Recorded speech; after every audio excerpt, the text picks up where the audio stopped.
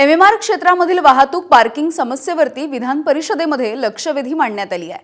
आमदार निरंजन डावखरे यांनी ही महत्त्वाची लक्षवेधी मांडली आहे। शहरामध्ये स्वतंत्र पार्किंगची पॉलिसी तयार करण्याचा शासनाचा निर्णय असल्याचं देखील त्यांनी या लक्षवेधीच्या माध्यमातून मांडलेलं आहे। हे पार्किंग करत असताना जिकडे त्यांच्या दृष्टिकोनाने सेफ्टी सिक्युरिटी आहे, म्हणजे जिकडे मोठे रेसिडेन्शियल कॉम्प्लेक्स आहेत, जिकडे सीसीटीव्ही कॅमेराचा स्कोप आहे, त्या तिकडे हे साधारणपणे या गाड्या लावतात। ज्या गाड्या आहेत यांच्यासाठी आपल्याला एक स्वतंत्र यंत्रणा, स्वतंत्र पार्किंग लॉट उपलब्ध केला पाहिजे।